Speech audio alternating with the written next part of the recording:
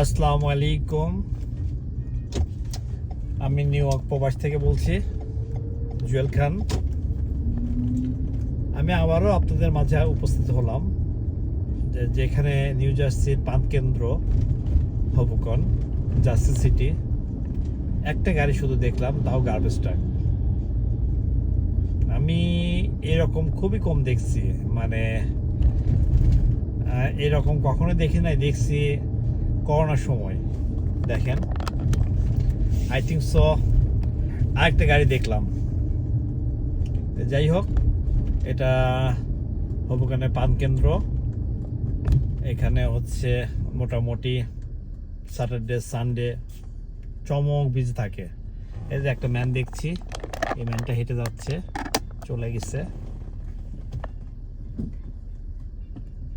যাক, মানুষের আসলে কি বলবো, করুণ অবস্থা, করুণ পরিস্থিতি। সব মিলেই রাস্তাঘাট, দোকানপাট সবই বন্ধ আছে। এখন বাজে 3:45। আমি 3:45 আপনাদের মাঝে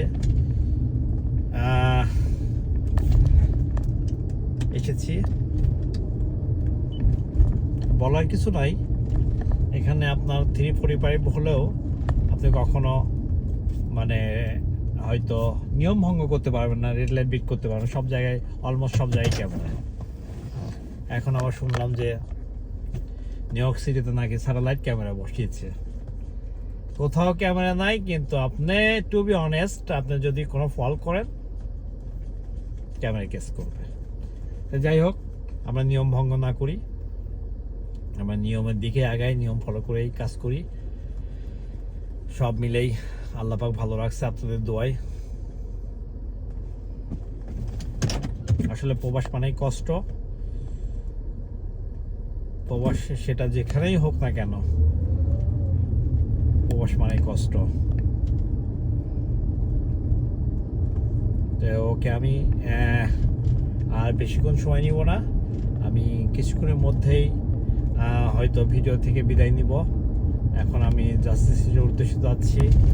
হয়তো আল্লাহ পাক অপেক্ষা রাখলে এখান থেকে কাস্টমার নিয়ে ব্যাক করব, অথবা এমটি গাড়ি নিয়েই সিটিতে ব্যাক করব। তো ওকে, সবাই আপনারা ভালো থাকেন।